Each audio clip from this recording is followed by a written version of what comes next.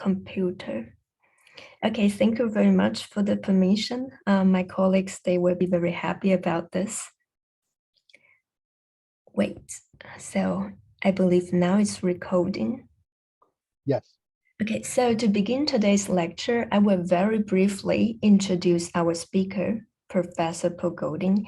He is a professor of Eastern Asian language and civilization at the University of Pennsylvania. He is one of the leading scholars in the field of sinology. He is the author of The Rituals of the Way, The Culture of Sex in Ancient China, After Confucius, Confucianism, and the Art of Chinese Philosophy. And this list of books, however, cannot really grasp his wide-ranging research interests and specializations. So for students who are interested in Chinese study or China studies, you may want to do some Google search to discover more great articles by Professor Paul Goldin. The lecture he's going to give us today is Patterns of Thought in the Chinese Bronze Age. Without further ado, I will give the floor to Professor Goldin. The floor is yours now. Thank you. Thank you very much. Can everybody hear me? Sounds good. So I'm going to share my screen, and you can tell me whether the slideshow works. You can see me going back and forth in my slides, right? Yes, I can. Okay. This paper that I am about to give is, I believe, the very first chapter in a huge multi-volume collection on classical Chinese philosophy, edited by David Rogach and Saluzzi Ambrogio. And I'm sure that I was assigned the topic of the Bronze Age because nobody else wanted to do it. Turns out that philosophically, the Bronze Age is a little boring, but I will try to make it as interesting as I can. And also, although I presented a PowerPoint, I have written the paper. I won't pretend that I haven't. So I'll be reading, and the only comment I'll make is that I won't necessarily read whole texts sentence by sentence. They'll be on the screen in the PowerPoint so that as I discuss them, you can follow along and see what I'm referring to. If I were to read through all of the texts, it would get quite lengthy. The Chinese Bronze Age corresponds roughly to two dynasties, Shang and Western Zhou. The name Bronze Age is defensible because these were bronze-using societies whose artifacts evince a high degree of metallurgical skill, and who left behind some of their most important documents as inscriptions on bronze vessels. It can serve, moreover, to distinguish this era from the preceding Stone Age, which is effectively closed to historians of philosophy because writing had not been invented yet. In fact, it is only the final stage of the Shang dynasty, when the capital was located near the modern city of Anyang, that concerns us here, because there are no written sources before this. Other bronze-using societies, such as the ones represented by the impressive finds from Arlito and Sanqingdui, may be of great interest to prehistorians, but likewise cannot be considered. There must have been philosophy in the Stone Age and early Bronze Age. We simply cannot recover it. Non-textual artifacts, such as jade tsong, which are meticulously carved tube-like ritual objects, attest to beliefs that must have been very important to Stone Age populations. Otherwise, one could not explain why so many hours of labor were diverted from farming, weaving, construction, and so on, to the manufacture of items with no utilitarian application. But we are at a loss to specify these beliefs. Even from the period from Anyang onwards, the paucity of written sources limits the possibilities of inquiry. There are essentially two categories of texts, conventionally called paleographical and transmitted. The former consists primarily of oracle bone and bronze inscriptions. Oracle bone inscriptions are records of scapulomantic divination. There are diverse historically attested methods of scapulomancy around the world, but at the Shang court, the procedure was to prepare the scapula of an ox, that's on the right, or the plastron of a specific species of turtle, that's on the left, hence the modern Chinese term jiagu, shell and bone, by carefully boring hollows, then to insert a glowing metal brand into one of the hollows until it popped. A properly prepared bone or shell could be used for multiple oracles until the hollows were exhausted. After the rite, an account, perhaps copied from a draft on a perishable material, could be written directly onto the bone or shell, documenting the question that was asked and the oracular response, often with a verification confirming that the prognostication was correct. Bronze inscriptions were usually cast into ritual vessels as they were being produced. Occasionally, they were incised into pre-existing vessels. They too relied on and occasionally quoted documents on perishable materials such as bamboo. In the Shang, bronze inscriptions were usually short and disclosed no more than that a vessel belonged to a certain lineage or was dedicated to a certain ancestor. Over time, bronze inscriptions became more informative. By the Zhou, they were often used to commemorate significant events, such as battles and prestigious appointments, to preserve agreements about land, and so on. There are inscriptions on media other than bronze, such as jade and stone, but these are relatively rare, and at least for the Shang, almost always indicative of some ritual purpose. Transmitted sources are also scarce and confined to three major collections: the exalted documents, which is how I translate Shangshu, the lost documents of Zhou, that's the Yuzhou, and the canon of odes, Shijing. Perhaps some of the oldest statements in the canon of changes, Yijing, date to the Bronze Age as well. As they all contain material from later periods, a considerable amount of research, scholarship has been devoted over the centuries to dating each section. The details are too complex to be rehearsed here, but most researchers now agree that these texts contain some Bronze Age documents, though with significant later redaction. The confidence with which any of the odes can be placed in a Bronze Age milieu is a matter of particular controversy. Most of the relevant chapters in Exalted Documents and Lost Documents of Zhou deal with the Zhou conquest of Shang in the mid-11th century and the accompanying political theory and rhetoric. Before proceeding to a more focused discussion of these sources, some general observations are in order. Most conspicuously, they all derive from the world of the elite, if not the very apex of power, in the form of the king and his closest ministers, diviners in the case of oracle bone inscriptions, and advisors in the case of exalted documents. Several unanswerable questions thus immediately present themselves. Did members of the lower classes perform scapulomancy as well? Even if the answer is yes, they did not write down the results and dispose of the bones in a manner that would permit discovery by modern archaeologists.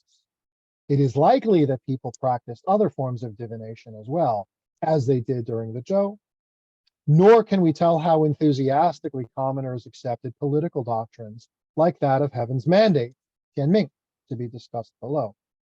We can say next to nothing about their intellectual and spiritual life. We'll get to that one. Even for the elite, one of the major questions about this period is the extent to which they believed what they wrote and transmitted. How much confidence did they have in their oracles? Did the king believe that heaven would reward him for virtue and punish him for vice, as the exalted documents solemnly, one might say tirelessly, declare? If anyone in the Bronze Age harbored doubts about these convictions, no such record has survived. Accordingly, the Bronze Age may seem barren to philosophers, for I do not think there can be philosophy without doubt. The awareness that there can be other perspectives, that a moral life requires thinking for oneself and not simply living up to the expectations of some unquestioned authority. Doubts about received ideas are precisely what fueled the great philosophical awakening of the Eastern Zhou, in other words, after the period covered in this lecture. Oracle bone inscriptions shed light on the king's dual role as patriarch of his family and ruler of his state, akin to the two bodies of the king known from late medieval Europe. For example, there were repeated divinations about the sex of his consort's unborn child, as in this inscription on the screen. Coincidentally or not, the name of the diviner, I interpret to mean shell, the very material used in the divination. I know that Rao Zongyi has a different interpretation. The king, in this case Wu Ding, seems to have believed that the auspiciousness of the birth would depend on the date in the 10-day week when it took place. Much depends on how we construe the grammatical particle qi, which is usually interpreted as indicating possibilities rather than secure facts. And often marks an outcome as undesirable, as in perhaps it will not be auspicious. Most scholars have assumed that the king and his coterie of diviners were wishing for a son, but Constance A. Cook and Xinhui Luo observe that no such lamentations were recorded when Lady Hao gave birth to a daughter on a different occasion. Perhaps auspiciousness referred balancing the right days with the gender of the child, to quote Cook and Luo, or more generally to the ease of the birth. That is to say, the birth here was inauspicious and the child was a girl. It was not necessarily inauspicious because the child was a girl. Moreover, it must be remembered that because royal succession was fraternal, a son would not necessarily be a direct heir. Regardless of these uncertainties, this record would have been understood as an accurate one. Lady Hao did not give birth on a Ding or a Gung day, and the delivery on a Jia day may have substantiated the concern, articulated 1 month earlier, that the birth might not be auspicious. However, this designation is to be understood. Occasionally, one can discern a prognostication that was not wholly correct. The scrupulous verifications here inform us obliquely that the king was wrong when he said that it would rain on a Bing day. Although it rained 4 times within a short period, it was on Renjia and Xin days. Was this considered an accurate prognostication nonetheless because it did in fact rain? Because records of inaccurate results are very rare. One way to explain the skew is to suppose that inaccurate results were deemed unsuitable for recording. This one was probably regarded as sufficiently accurate. At least the king was right that it would rain. But surely someone observed that the king was not right in every respect. And one wonders whether this minor inaccuracy invalidated to anyone's mind the entire practice. In later periods, there were various commonplace explanations for inaccurate divinations. Often the fault was thought to lie with the practitioner rather than the method. According to one recently excavated text, Confucius himself was right only 70% of the time, and who could claim to surpass Confucius? According to the early Han Dynasty statute on scribes, in order to be certified at the lowest level, a diviner in training had to succeed nearly 1 time in 6. Not only was divination construed as a skill, like archery or chess, at which some people excelled and others did not, faulty divinations were often attributed to moral faults on the part of the diviner. The modern proverb, if your heart is sincere, there will be a numinous effect, is displayed in many religious buildings today. I took this picture myself a few years ago. The acceptable degrees of inaccuracy might be easier to determine if we knew how diviners produce their oracles, and sadly we do not. In view of our extreme ignorance of both the procedures and the rationale, I do not find it useful to characterize Shang divination as magic or magico-religious, to use 2 terms popularized by David Keatley. One failed modern strategy has been to examine the characteristic cracks that would appear on bones and shells once they had been scorched long enough. a shape preserved in the pictograph for scapulomancy. That's cool, right? It's just a picture of the shape. If there was a consistent correlation between the shape, angle, or orientation of the crack and the recorded result, no study has been able to uncover it, a problem that has stumped some of the best minds in the field. Since classical texts nonetheless ascribe meaning to the shape of the crack, Joly does this, Shiji does this, the arcana of the procedure must have been long forgotten and replaced by invented traditions. My suspicion is that the significance of the crack was not the shape, but the sound, which is also preserved in the word pu, Old Chinese pok. So I do not follow most specialists in interpreting John as to read a crack. Hence my non-committal translation above, to prognosticate. The presumption that the cracks were to be read rather than heard reeks of the fetishization of writing in Chinese studies. In modern times, the Naskapi, Cree, of the Labrador Peninsula, who practiced a similar mode of scapulomancy, imitated the cracking as pak, clearly the same sound. I imagine that this unmistakable sound informed Bronze Age diviners that the decisive moment had come, at which point they would look up and take note of whatever they saw, the movements of birds, a particular tree or plant, and so on. And that object, perhaps its name, perhaps its cultural connotations, would guide them toward their results.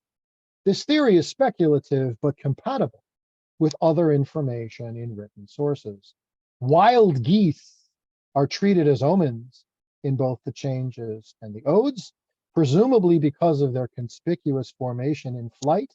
They were associated with military service and accordingly separation between husband and wife.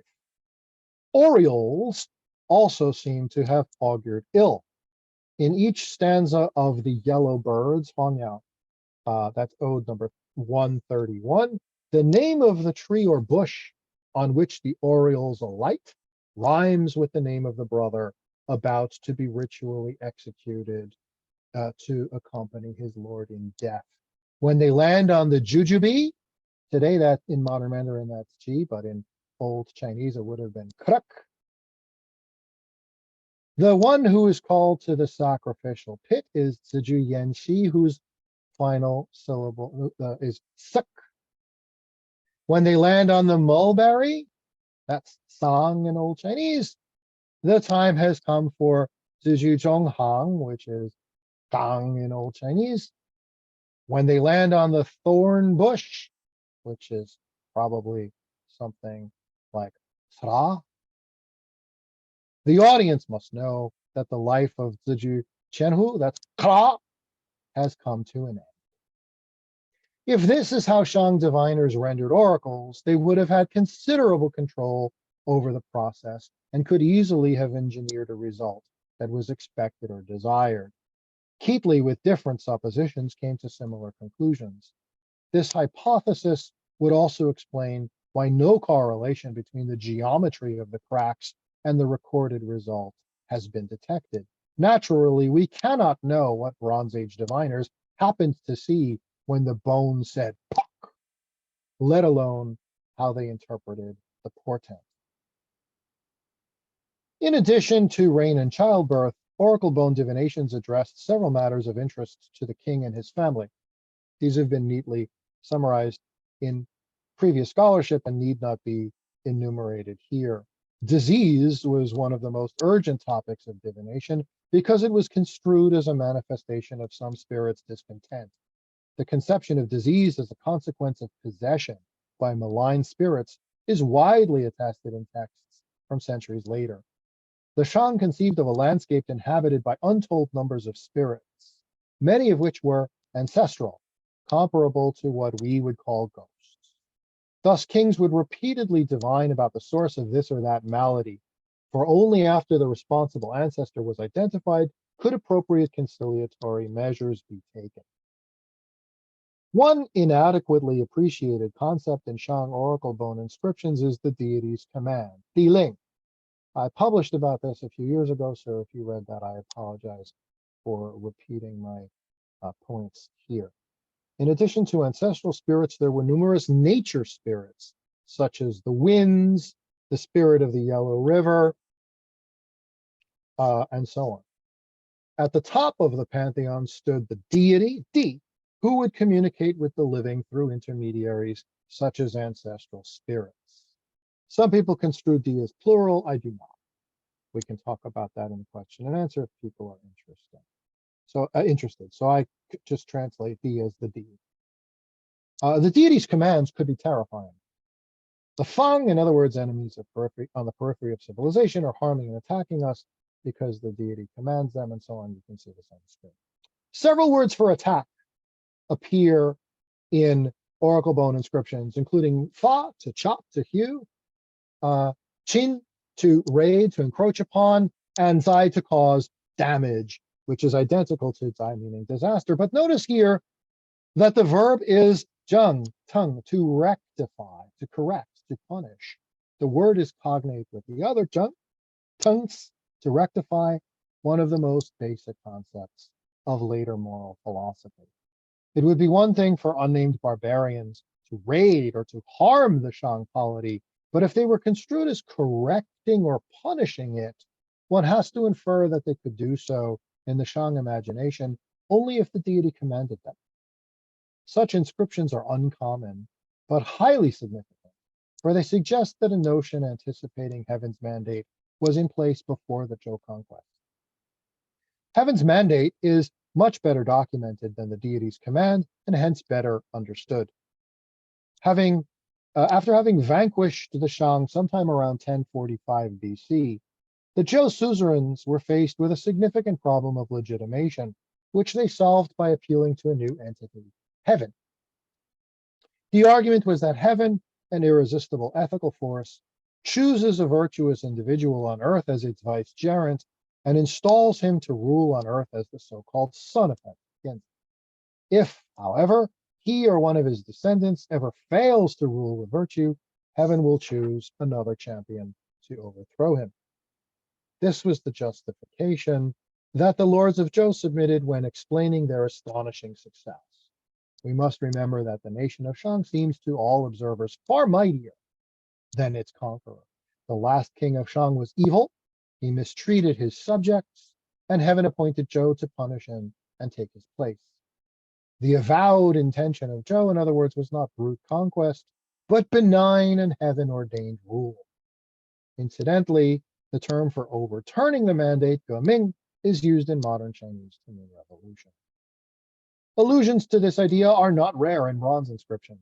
It cannot be a coincidence that zheng, same verb, is used to designate the Zhou conquest of Shang in the Ligui inscription, which was cast soon afterwards. Only this time the punisher is not the deity, but King Wu of Zhou. Thereafter, references to heaven would become more explicit, as in the famous Hezun inscription. Now, regrettably, the graphs interpreted here as Da Ming, great mandate, are obliterated by a cavity on the vessel, but this reconstruction on the part of modern editors is probably correct. Other early Western Zhou inscriptions refer unambiguously to King Wen's receipts of the mandate from heaven. Da Yuding is a great example of this one. The section quoted here is celebrated in China because the phrase Zhongyu, which is here, central region, in other words, the capital, has been zealously and anachronistically misread as Zhongguo, or China. Many texts in the exalted documents discuss heaven's mandate at greater length.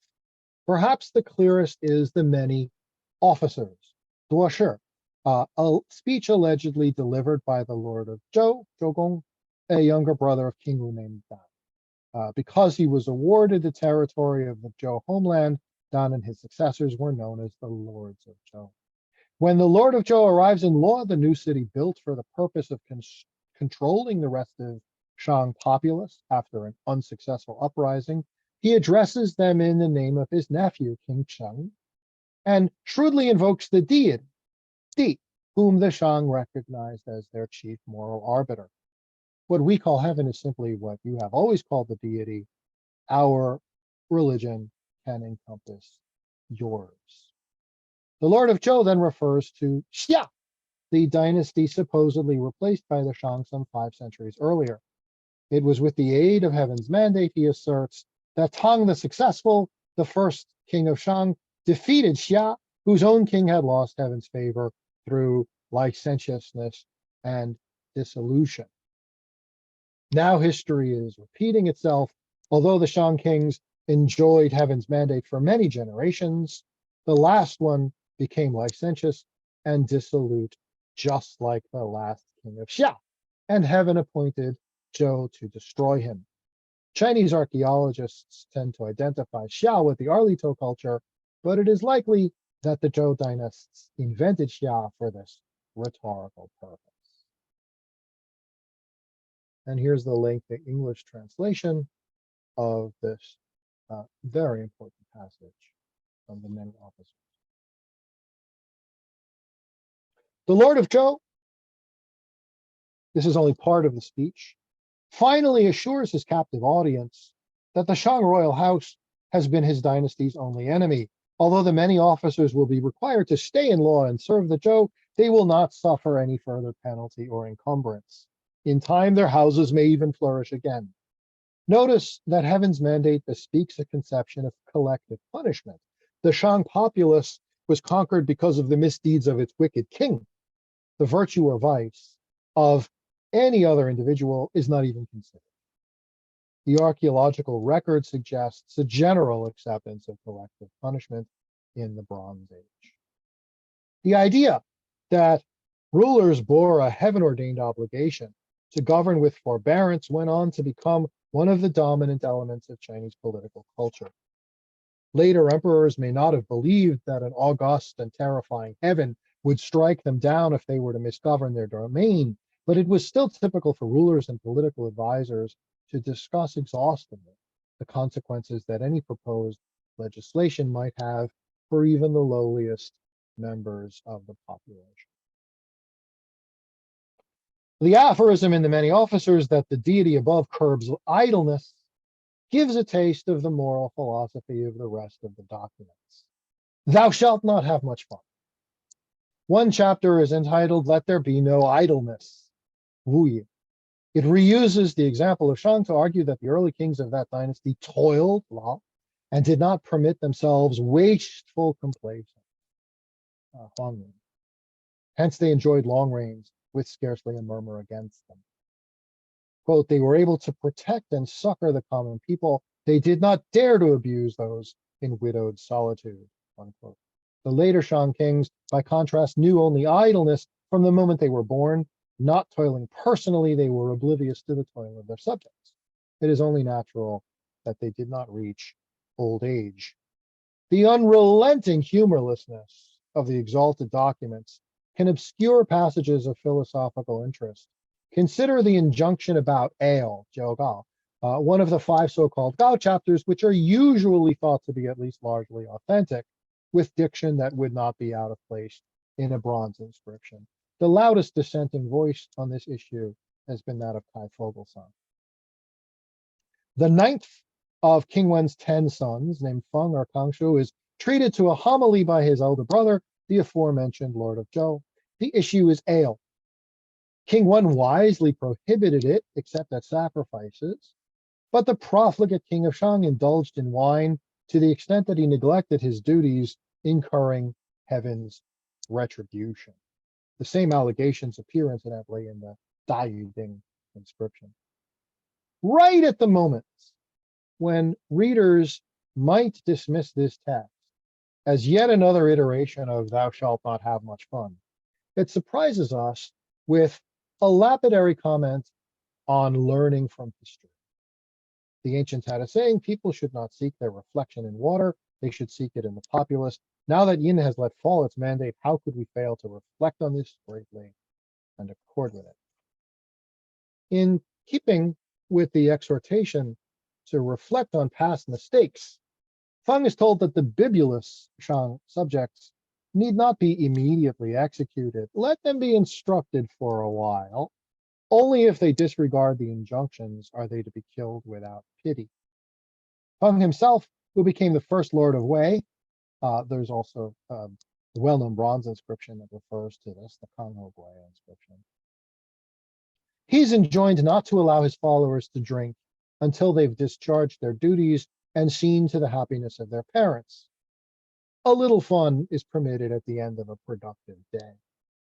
Learning from the past is one of the most basic ideas in Chinese philosophy, and many titles of later historical works contain the word mirror. That's jian or krams, an obvious derivative of the verb used above for to reflect, which is jian or kram.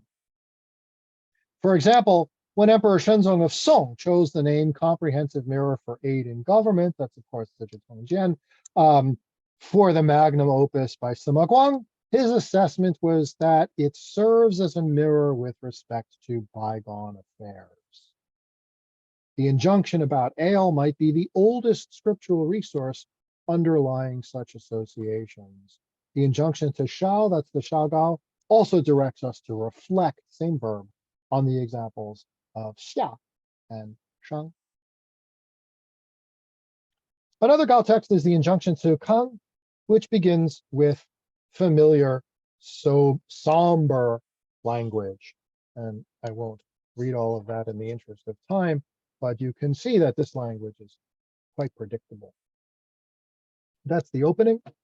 It concludes with the warning that the mandate is not constant, an oft-repeated formula reminding the listener that heaven's mandate could be withdrawn as swiftly as it had been awarded. Hence, Kang is encouraged to live up to his mandate and thereby peaceably govern the people, a play on the name Kang, which can mean peaceable. Just as heaven bestowed its great mandate on the king of Zhou, the king bestows his own lesser mandate on his kin and allies, to whom he delegates power within his regime. There is heaven's mandate, Tianming, and there is the royal mandate, Wangming. And a good bronze inscription illustrating this would be the Shiwangding inscription. Between this predictable introduction and conclusion, the injunction to Kang advances several noteworthy tenets of jurisprudence. One conspicuous difference between Shang and Zhou sources is that the latter exhibit much greater concern for the problem of judging legal cases. The Shang king may have performed comparable tasks. Our sense of him as primarily a cultic figure may be skewed by the unavoidable reliance on oracle bone inscriptions as historical sources, but it remains striking that legal dilemmas were not a topic of divination. According to the injunction to Kang, the fundamental principles is a very important word, were given to the people by heaven. Those who will not be guided by these great benchmarks, whether commoners or officials, must all be moderated. Moderated, an apparent euphemism for punishment. Western philosophers would call this jus naturale, or natural law. How do we apperceive these benchmarks? One convenient aid is the Shang penal system, which admirably reflected the heavenly principles.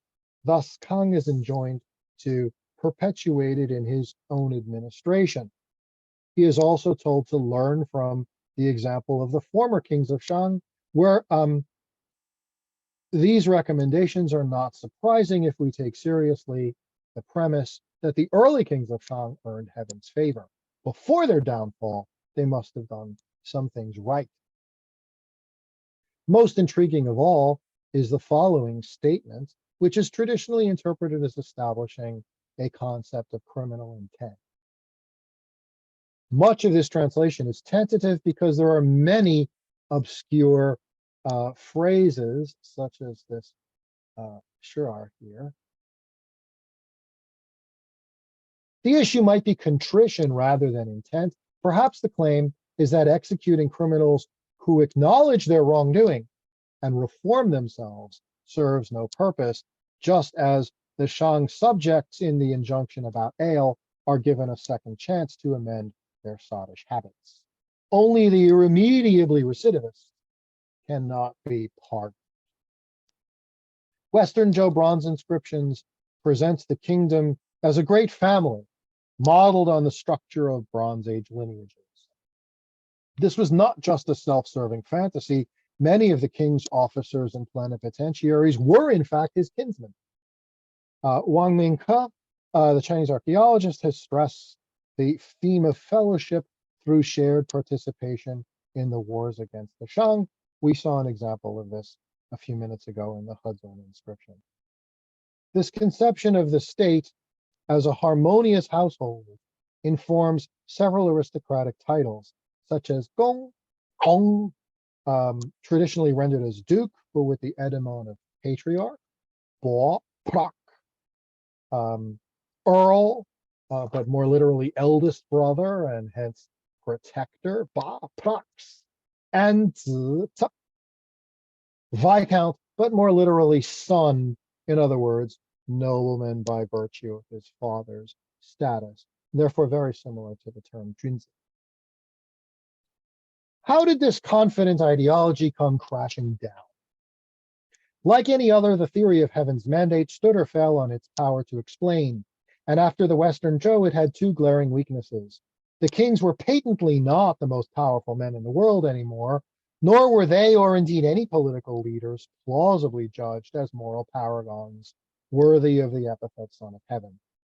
Accordingly, when the great Western state of Qin was about to usher in a new political order by uniting the warring kingdoms of the 3rd century BC, it made scant appeal to heaven's mandate. Their thinkers proposed an amoral account of dynastic succession that was based on phases of qi, and thus fundamentally distinct from heaven's mandate. Moreover, with the passage of generations and the dispossession of multiple ducal houses, notably those of Jin and Qi, the cheery familial discourse must have seemed antiquated. Now allies were not necessarily kinsmen, kinsmen were not necessarily allies. Immense population growth had a hand in slaying such ideals as well. It was simply no longer possible to govern a kingdom of millions in the old fraternal mode. Now one needed bureaucracies staffed by specialists such as accountants, cartographers, engineers, strategists, and above all, clerks. Occasionally, even philosophers might be consulted for their daft opinions. In order to find true competence, most of these officials would have to be recruited from beyond the aristocracy. Against this backdrop, doubt finally found its voice. Humor, incidentally, did too. And Hans-Gerd Müller has just published a paper on humor. One of the several revolutionary notions in the Confucian Analects, that's Lunyu, was that ancestral spirits might not know what is best for us after all. Respect the ghosts and spirits, but keep them at a distance. Pondering the afterlife and the supernatural will only impede moral reasoning. Another innovation was to redefine the term Junzi, literally noble son, like that we just saw, or a member of the hereditary aristocracy. In purely moral terms, a Junzi is someone who acts as a Junzi should, regardless of birth. And Yuri Pines, who is in the audience, has published on this topic as well. One of the various necessary conditions for this radical reconceptualization must have been the sensibility that most soi-disant Junzi were behaving like churls. For a final perspective on the philosophical limitations of the Bronze Age, contrast the ironclad Bronze Age faith in heaven's justice with the struggle in Mencius 2b13 to rationalize heaven's failure to save humanity by delivering a new sage king. Mencius was by no means prepared to abandon the theory of heaven's mandate. 5a, the Wanzhang Shang section is full of discussions of this, but he was not so foolish as to disbelieve his eyes and pretend that the celestial clockwork is proceeding as we've been taught to expect. More than 500 years have gone by. We should have had a sage by now. His inference was that for inscrutable reasons, heaven wants us to keep suffering. Maybe people had such skeptical thoughts in the Bronze Age too, but if they did, they were silenced. Of the classical philosophies, the one closest to Bronze Age thinking was Moism. Not in every respect. The Moists' meritocratic ideals led them to criticize rulers who blithely entrust the government to friends and relatives. In the same vein, Moists idolized legendary kings who abdicated in favor of worthy successors instead of allowing their sons to inherit the throne. These ideas would have been inconceivable in the Bronze Age. But the Moist concept of divine justice was backward-looking. Heaven is responsible for the political hierarchy on earth, and that is exactly why it is right and proper. Even as Confucians and others cautioned against looking to the spirit world for moral norms, Moists redoubled their faith in percipient ghosts, Mingwe, charged by heaven to monitor the populace and punish wrongdoing infallibly. One of their credos was, if we do what heaven desires, heaven will surely do what we desire. This intransigent theodicy, which could have come right out of the Bronze Age, is one of the main reasons why Moism lost adherents in the warring states. Certitude no longer suited the times. Thank you.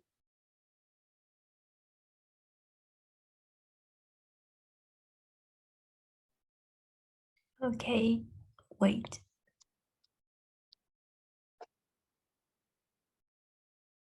Thank you very much for this very rich yet very technical presentations. So if any participants in this meeting room have any questions, you can drop your name in the chat box, and then we will invite you to ask the questions.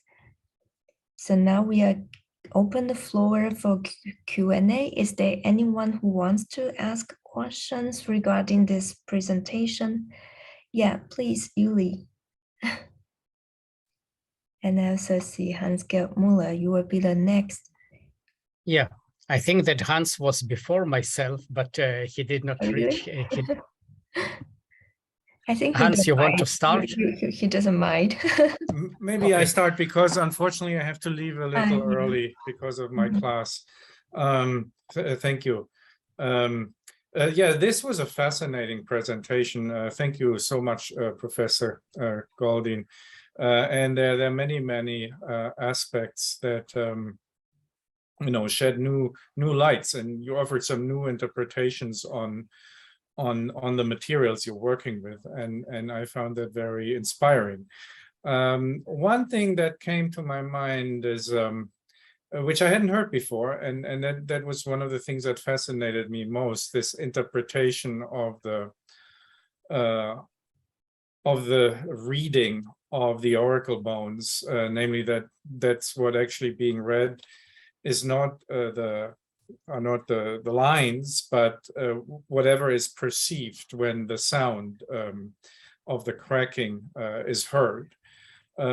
So that's a fascinating interpretation, and I just wonder basically who was supposed to.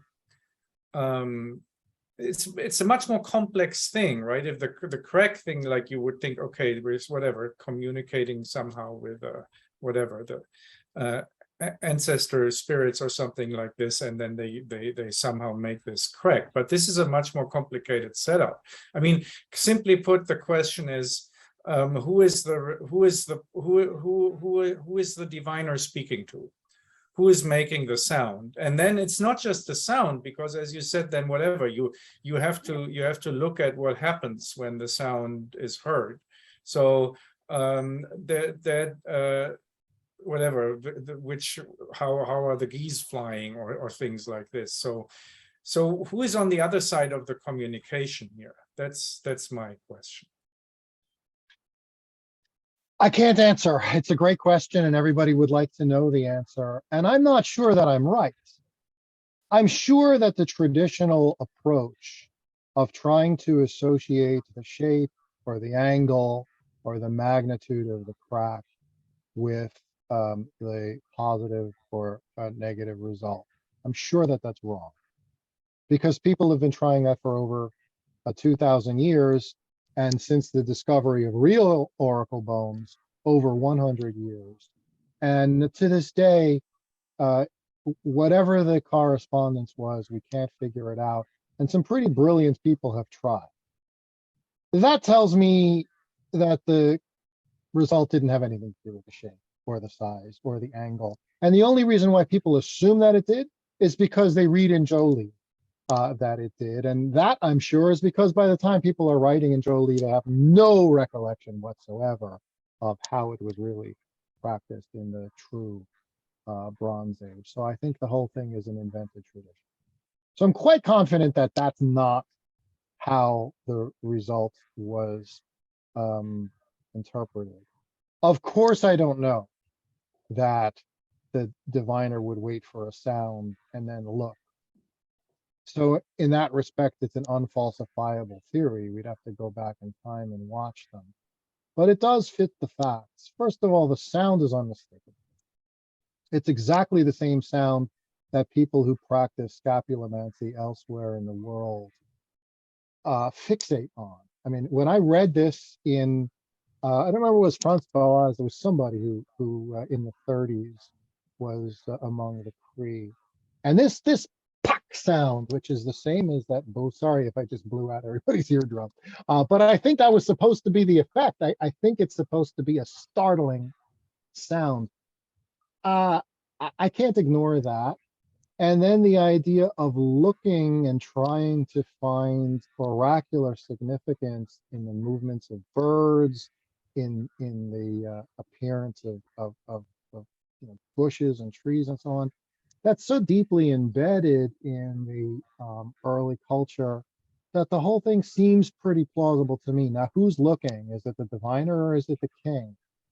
Hard to know. Because the king, we know from the records, is making some of these prognostications. So the king is not just a bystander.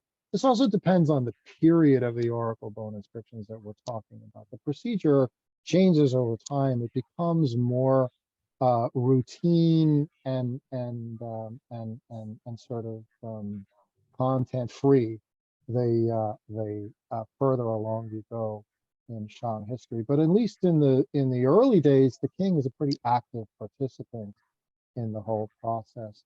So it might well be whatever the king saw. And then, you know, everybody would have seen the same thing.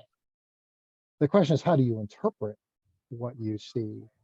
And that would be, you know, in the hands of the specialist. And how do you get to be a specialist?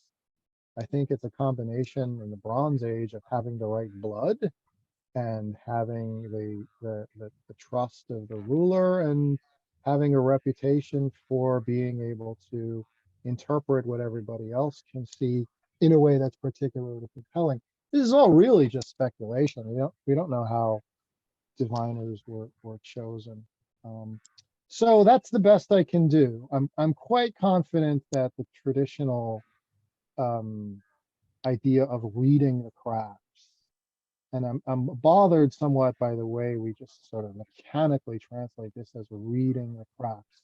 I'm quite confident that the cracks weren't read, because if they were, we would have figured out by now how they were read. Beyond that, I'm really just speculating. Thank you very much. Thanks. And Yingli, your turn. Yes, thank you very much. Thank you very much, Paul. It was brilliant as usual. One critical comment and one question. Critical comment is why Bronze Age ends with a Western draw.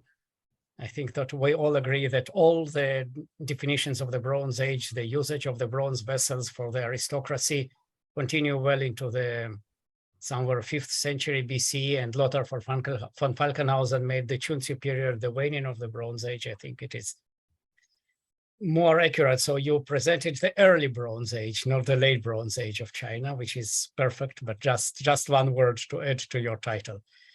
And now for the question, I'll disagree with that, but I'll wait for your. You will have a chance immediately. But now for the question.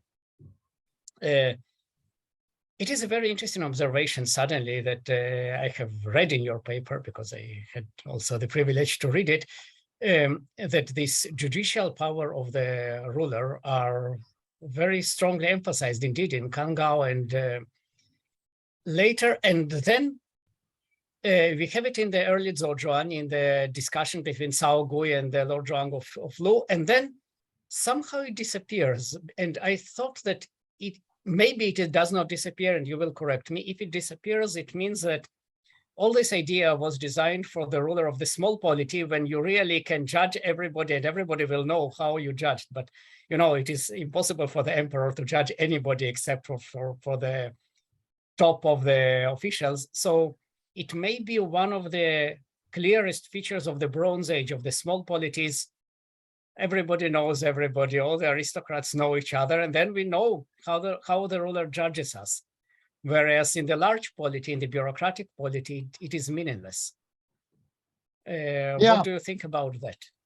I agree with the second part, not the first part. So I would call the early Bronze Age the period before Anya. So like Arligang and stuff like that.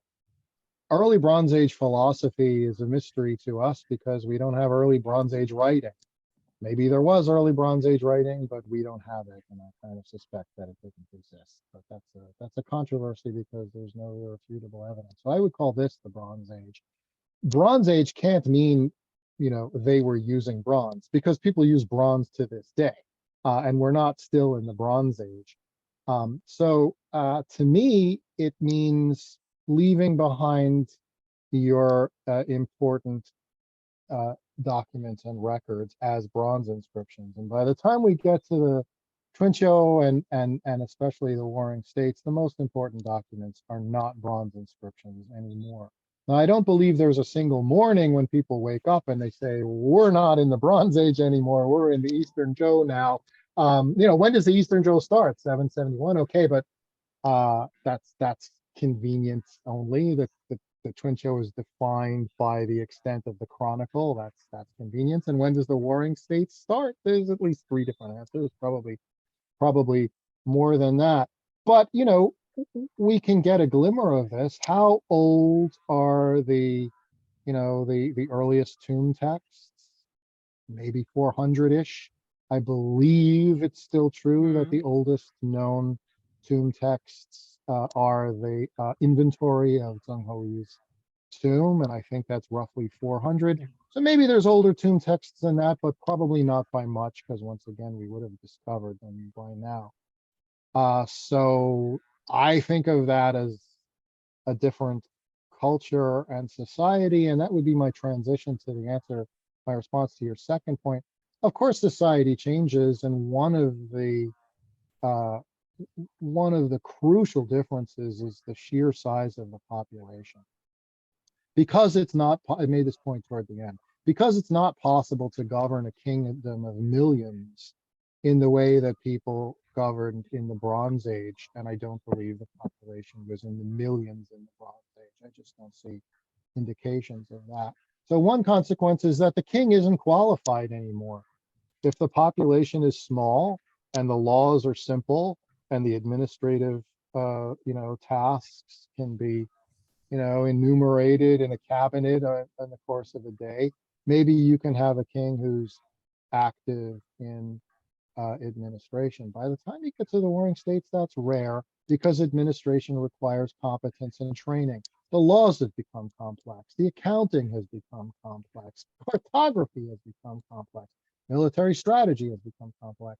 And you need to find people who know what they're doing, or else you're not a king anymore. So the kings who survive are the kings who employ people who know what they're doing, and so that's why I think you've made this point, and I agree. That's why I think this idea of the competent, administratively active, assertive king, that ideal fades as both kings and ministers recognize that the state can't survive without, um, sheer competence. They might not be very charismatic. They might not be particularly good at sword play. They might not have august ancestry, but your state can't survive without them. And so it seems quaint and ridiculous to expect the king to be a wise judge.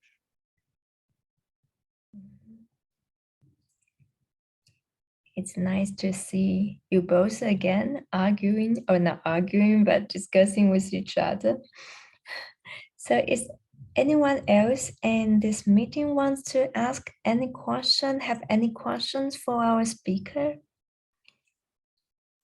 No, if not, actually, I will use this opportunity to ask some questions because most of the participants in this lecture, they either are not doing their major in Chinese study or in sinology or in Chinese philosophy. They are from different faculties as well. So since this lecture assumes a lot of background knowledge on classical Chinese philosophy and ancient Chinese manuscript. So I may want to ask some questions that can help our students to have a better understanding about this lecture, and which are also the question I always have in mind. So I believe that you can help me to clarify a few things. It's nice that you compared Mencius with Mozi. And I always have this question in mind that when we read the Analects or when we read Mencius, we don't have the impression that they canonize those bronze vessel inscriptions or the oracle bones, but somehow in the Mozi, the Mozi still refers to those things quite frequently. So I have been wondering about this phenomenon. Do you have any theory or explanation regarding this peculiar phenomenon? Is it because they have different and they have different set of canons for different schools of thoughts, or do you have any other explanations? For why Moists were so respectful of bronzes and bronze inscriptions, is that your question? Yes. I've often wondered this. It's striking that if you disregarded Mozi, Mm-hmm. you might come away with the misconception that there were no bronze inscriptions.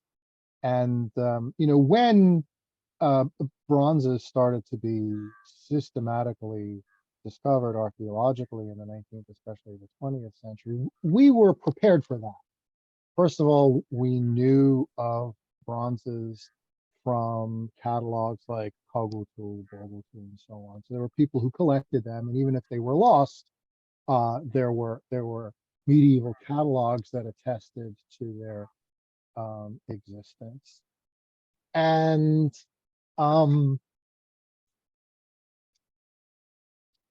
it wasn't it was still mind-boggling because people weren't prepared for the sheer amount of bronze.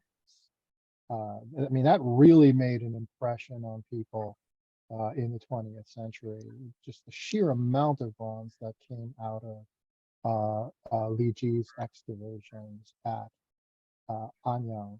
But the fact of bronzes and bronze inscriptions, was not a surprise. We were prepared for that. And yet it's just shocking that scarcely any classical text other than Mozi,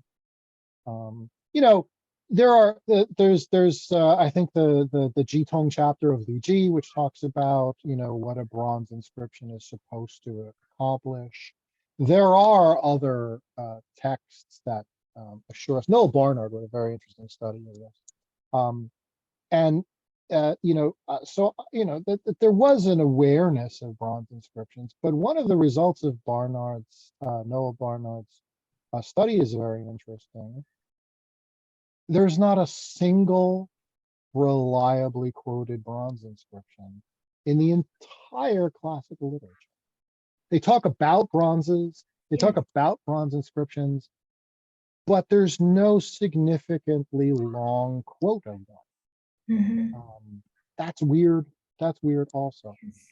All of this is a very long-winded way of saying that I'm just not sure I know the answer. Moists have a very strange irony. On the one hand, they're really interested in documented truth, and they come across as empiricists and sort of positivists, positivistically surveying the world, and then they make things up all the time. They say, oh, this is quoted in such and such a text, and I don't believe for a minute that it was quoted in such and such a text. It's almost as ridiculous as Zhuangzi, with the difference being that it's not intended to be humorous. And Zhuangzi, it's funny because it's intended to be humorous. And it's a weird, it tells me that it's a very different intellectual world. To a modern reader, it seems schizophrenic to have, on the one hand, this profound respect for the written word, for documentary testimony, and then on the other hand, to make stuff up when it's convenient for your argument. To us, that seems highly contradictory, almost sort of psychotic. It tells me that Monza comes from a world with a very different epistemology, and I do believe that it was at least ethically the most conservative of all the classical philosophies, and I also believe that's part of the reason why it died. This idea that if we do what heaven desires, heaven will do what we desire. Who else believed that? Nobody believed that. Everybody observed. This is over and over again in received literature and in excavated literature. Everybody sort of agonizes over the fact, why isn't it true? Is it because heaven is no good? Is it because the ghosts are no good? Is it because we're no good? There's a lot of hand-wringing over why the world is so imperfect, and bad people seem to get away with being bad, and good people don't get rewarded for being good, and in a truly just universe that shouldn't happen. The only people who seem to believe in all seriousness are Moists, at least as they're represented in the book. Maybe the book misrepresents them, but the book does convey this. And that to me sounds like what people, the last point I'll make, that to me sounds like what we read in Bronze Age documents. And so it raises the same question. When you read this kind of stuff in Monza, you have to ask yourself, did they really believe this? Because nobody else believed it. And they knew that nobody else believed it. So did they really believe it? When they said it, okay, we know they said it, did they believe it? It's an open question. Therefore, when you read it, the same kind of confidence about heaven's justice, that the good will be rewarded, the evil will be punished, and so on. When you read that in Bronze Age sources, you have to ask yourself, did people really believe that? Just because they said it, to me, is not sufficient. Or let me put it this way, maybe there were some people who believed it, but I can't imagine that everybody in the Bronze Age believed it. And we simply don't hear their voices. So the Bronze Age comes across as a time when, everybody was foolish and naive and they believed nonsense. And I think it's only because the people who had doubts were either prevented from transmitting their ideas, or they were intimidated and silenced. And would you think it is because those bronze inscriptions, they were made by the ruling elites? So in a way, it's more like, I won't say propaganda, but in a way as a document to justify them, their power. And while those philosophical masters' texts, they don't have this kind of nature, so therefore they don't have to express their belief in this or not. Do you think this is possible? I think that's related. Ed Shaughnessy has written about this. You know, a lot of bronze inscriptions falsify historical events in ways that anybody would have known, anybody would have been able to detect. So the Shutiangpan is a famous example of this, but there's others. And that too tells me that we're in a different intellectual world. It can't be that everybody truly believed that this is how it happened.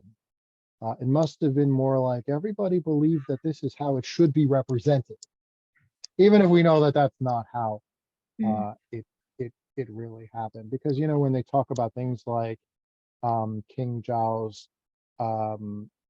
campaigns in the South, everybody knows that it was not as successful as the records convey. And a lot of the traditions about Zhou Gongdan himself seem a little bit questionable in the sense that they're contradicted by other sources. So this tells me that the expectations of sources are not the same as our own. We expect a historical document will tell you the truth, and maybe you'll get some interpretation of the facts, but it can't falsify the facts. And in their world, I'm not so sure that that was a cardinal premise. Maybe it was more important to write an inscription that put the best possible face on an affair, or expresses a hope, or, you know, not a hope, but more like a wishful thinking about how an affair should have been recorded. And I think we just need to accept that their notions of the responsibility of a text to relate facts accurately is not the same as ours today. Which I think also goes hand in hand with the idea that not everybody believes this. I think some people knew this is nonsense. But they went along with it. Maybe the social costs of speaking out against it were too high. You know, talk to a priest or a pastor about why people go to church. And any priest or pastor who's paying attention knows that if you ask 100 people why they go to church, you'll get 100 different answers. They don't all go to church because they believe everything that they read. Some do, but many go to church for other reasons. And so they still read the Psalms, they still listen to the sermon, they still read the Bible, they still read the commentaries or whatever the holy text or the scriptural text is, but not necessarily because they believe every aspect of it. Going to church might be very meaningful for them, but that doesn't necessarily mean that they believe all of it. I think it's similar to that.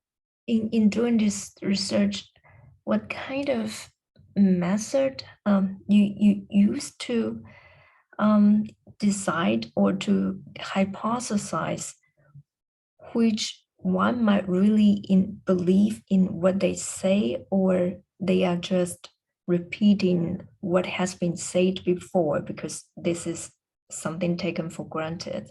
How can we make this distinction then? I don't think we have enough. I don't think we have enough evidence. You know, even today, when people say things, it's not always clear whether they believe it.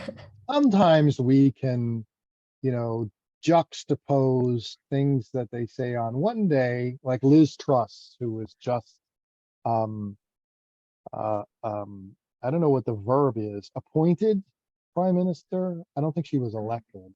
Whatever the verb is, made prime minister. Over the last 24 hours, they've been broadcasting different clips of Liz Truss saying different things about cryptocurrency. No, she's been consistent about cryptocurrency. I'm sorry, about the monarchy, about Brexit. And she does not say the same thing in every clip. She keeps, so even today, it's hard to know exactly what people believe under what circumstances. And of course, we don't have different clips of what Wu Ding said on different dates. So I don't think we have the sources to be able to determine who believed what. All I'm saying is that it's unlikely that everybody believed everything. Yeah, that's true. The reason why it appears so credulous and so somber and so humorless has to do with the nature of the sources, not the and maybe the nature of the society, not the nature of the human being. I'm sure they told jokes in the Bronze Age. I can't imagine they didn't tell jokes in the Bronze Age. But find me a Bronze Age joke. You know, we have some Warring States jokes, and we have lots of jokes from Imperial China. There's whole collections of joke books, and some of them are actually funny. Some of them are not funny, but some of them are, even today, are kind of amusing. Find me a Bronze Age joke. Well, I don't believe it's because nobody told jokes. I believe it's because there wasn't a place for that in the written culture. Yes. By the way, if there is anyone else who has questions for Professor Paul Goldin, because otherwise I do have many questions. Anyone else who wants to ask questions? Yeah, you probably assume too much background knowledge on our side. Yeah, I actually also noticed something in one PowerPoint slide, which of course, I have been always vaguely aware of this, but it's still very interesting when I see it in a paragraph, which is about Wen Wang King Wen, who received the great mandate, right? And we always know that we often compare King Wen and King Wu and somehow considered King Wen to be the real founding father of Zhou dynasty. But reading that paragraph, I still don't understand that from that paragraph, it is obvious that King Wu was the one who overthrew the Song dynasty, right? So why they want to mention that it is King Wen who received the mandate here? And this because King Wen was the king, my theory, King Wen was the king when the planetary conjunction, like 1053, I think it was, I don't remember the exact year, but with you know, computer software, we can reconstruct when this happened. Anybody looking up at the sky would have been stunned. It's the kind of thing that happens once every 500 years. It's related to what Mencius was talking about in that passage at the end. Every 500 years, you're supposed to get one of these massive planetary gatherings. And King Wen was the king when that happened. Then he died before he could, you know, fulfill the mandate. And so it fell to King Wu instead. And that, I think, is the traditional explanation. And it reconciles the fact that it was King Wu who overthrew the Shah. And I think you're talking about the Hudson inscription, which are you able to see that? It reconciles the fact that it really was King with the mythology that it was King Wen through his sagacity who was chosen as the Tianzi. And so it's an interesting question. Is King Wu a sage? King Wen is definitely a sage. Yes. No, but nobody doubts that Wen Wang is a sage. He has to be a sage because heaven chose him. Is King Wu a sage? That I think is more debatable. I think that depends on whom you talk to. He achieved the victory, but he's not really the one whom heaven chose. Heaven chose King Wen instead. No. I think that's the answer. Yes. We I think we only have, we still have 10 minutes left. And I want to use this opportunity to ask a very general question in order to help our students to have a better understanding, like general understanding about the relevance of, because in many PowerPoint slides, you also implement their old pronunciations. And I believe that many students may have this question in their mind, although they don't know how to formulate this question, which is when we are studying those inscriptions or oracle bones and even other ancient, other classical texts, those old pronunciations, to what extent they would somehow or should influence our understanding of those of the intellectual tradition or the meaning of that manuscript. For example, when I see the case, one case which is 真 to punish and to conquer, and 正 to rectify. And when I saw that slides, I noticed that their old pronunciation are actually not the same. But we have They're been very similar though. So one is the other with a suffix. And that suffix would have been, they would have been understood as coming from the same root. So basically they're the same in modern Mandarin, except they're a different tone. And what causes the departing tone in Zheng is the suffix S. So they're about as close in Old Chinese. They were about as close in Old Chinese as they are in modern Mandarin. Old Chinese probably did not have tones. What happened, over the course of a long period of time is that this S fell back off. The original root is this tongue, and then the S was a suffix. The suffix fell back off, but it produced what we now call the fourth tone, and that's why Zheng. So Zheng and Zheng is a case where you can tell from the writing of the graph and you can tell from the modern pronunciation that the words are probably pretty close. So this is not a very controversial case, but there's many other instances where the Old Chinese phonology, I've had a conversation with Yuri about this recently, can really help. And if I have one general criticism of Chinese paleography, it's that it usually does not take linguistics seriously enough. And it's very foolish because the foundations of they also don't consider phonology technology too. Yeah. And that's foolish because the foundations of this science go back to Qing Dynasty scholars like Gu Yanwu, Duan Yucai. I mean, there's a whole famous group of them. Now we're better at it today than they were, but that's only because we have the benefit of their pioneering contributions. So it's a big mistake to suppose that you can just ignore this stuff because it's Western and alien.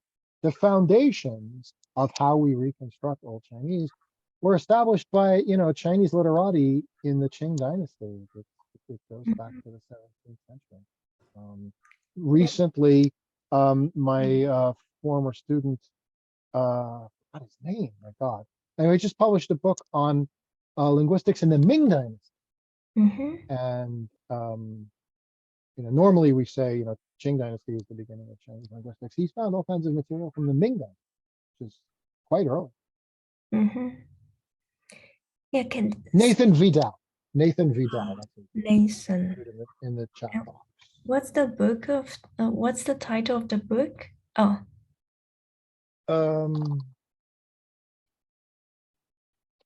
I'm looking it up. The Culture of Language in Ming China. Is that? Yeah. I assume that it's not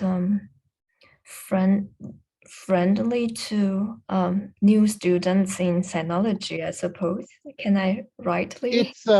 It's a very specialized book, but it's significant for pushing the beginnings of linguistic consciousness earlier than most people assume. And most people think it's the Qing dynasty, Zhengzhixie, and all of that, Yeah. when people finally had a linguistic consciousness. And that's not wrong, but his point is that it started even earlier than this. Yeah, so for can you give all of us an example to illustrate the point you just made, which is it is not ideal that today's scholars of paleography do not take serious of linguistics and phonology, because you also implement many old pronunciations. So can you give us an example to illustrate how problematic this approach, or what kind of consequences this kind of approach would result in? If you look in the chat box, I'll give an example. Mhm. It's at the top of my mind because Yuri is in the audience and I used it in a review of a book that he edited. 证明. We know this phrase.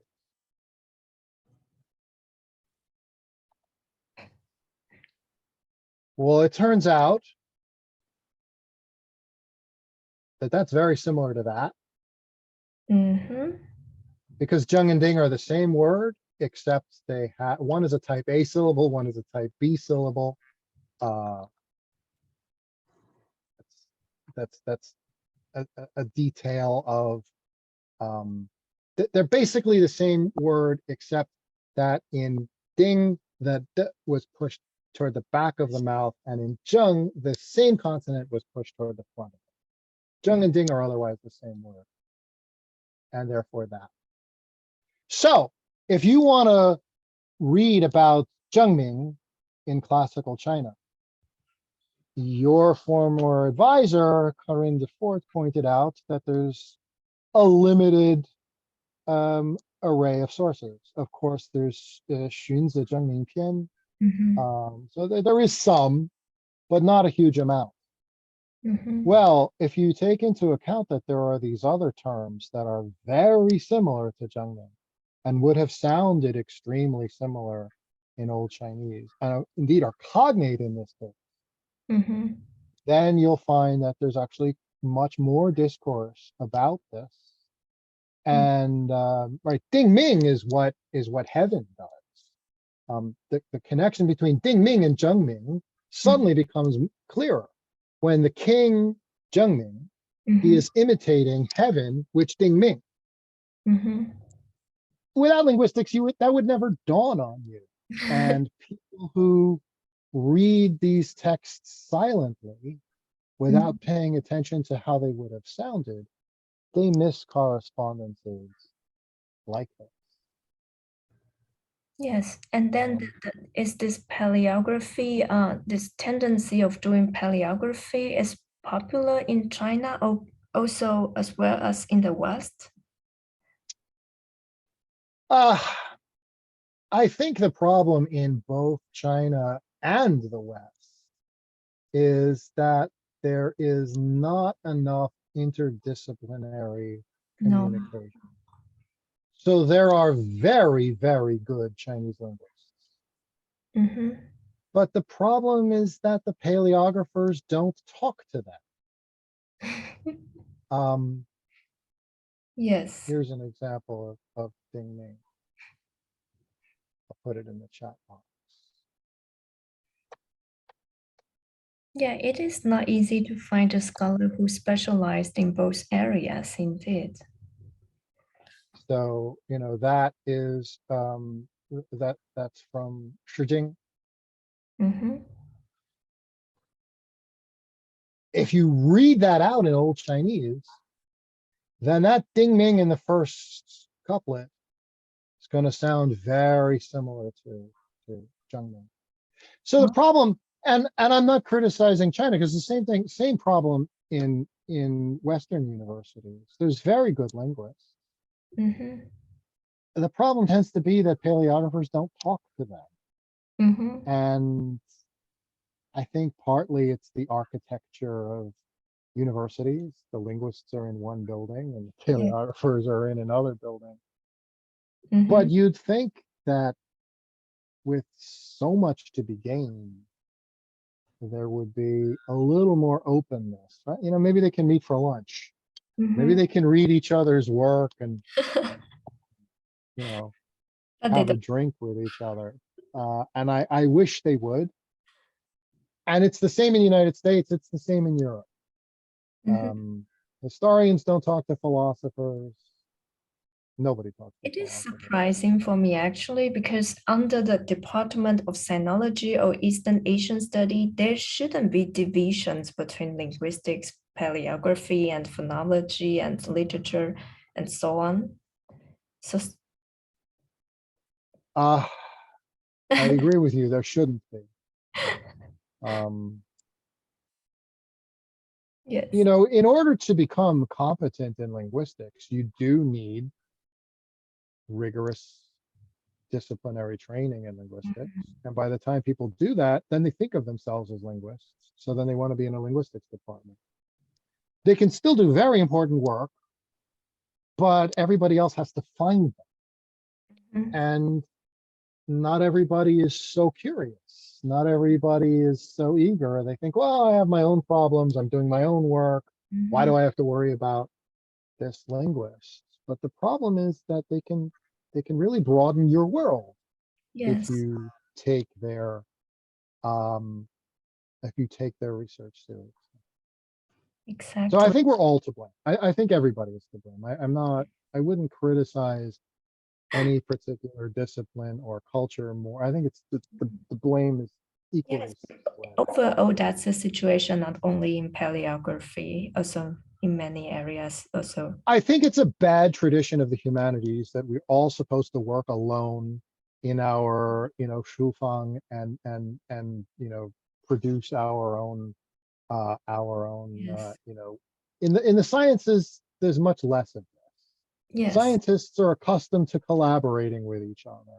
You know, even archaeologists are accustomed to collaborating with physical anthropologists and, you know, people who study ancient plants and people who study ancient DNA. And they're not ashamed to work with one another because they recognize that no human being can acquire all of the required skills and training that are necessary to do this comprehensively.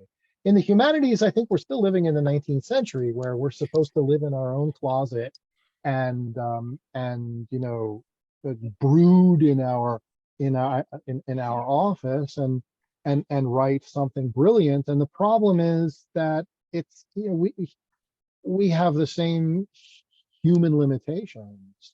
A physicist can't also be a chemist and also a biologist and so on and so forth. Well, you know, a historian can't also be a linguist. Mhm. So we have to be a little bit more open to collaborating with people who have expertise in disciplines that we will never acquire. Life is too short. Yeah, that's So why I think it's a problem in the humanities generally. it is fascinating to listen to this presentation to show that how this paleography thing or linguistic thing can somehow, you know, influence our understanding of ancient Chinese civilization or intellectual history, or how they think, they perceive the world and so on, and which is quite often missing in, especially in the area of Chinese philosophy, I would say, that people do not really consult the opinions from, you know what I mean. Yes. So time's up. So if there's no other questions, perhaps yeah, then our lecture will end here. And thank you very much for this very interesting topic, interesting, a very rich, informative presentation. And I do look forward. Thank you for organizing this, and thanks to Nevia for setting this all up. Unfortunately, she's teaching now. I know, what a shame. I would have liked to meet her virtually. Mhm, And thanks to everyone in the audience for coming. mhm. Okay, then so if you have some questions or any further comments that you want to further discuss with Professor Goldin, perhaps you would accept students' questions from emails, right? Yes. So if you have any questions that, Let me put my email address in yes, the chat box. because it's not easy to put together the thoughts and formulate questions when they explore something very new to them, which I can understand because most of the students are not from sinology department. So for them, this might be very difficult to formulate their thoughts and respond to this presentation. So if you have any questions, Professor Goldin, you are welcome to write him emails. And thank you very much for joining us. And I do hope that we will see each other again very soon in the future in person. Yes. Let's hope that our species will finally put an end to all of this COVID and we can travel and see each other again. Yes, I'm optimistic about this. Okay, thank you very much. See you all soon. Bye-bye. Thank you. Bye-bye. Bye. Yeah, the students are cute. Bye-bye.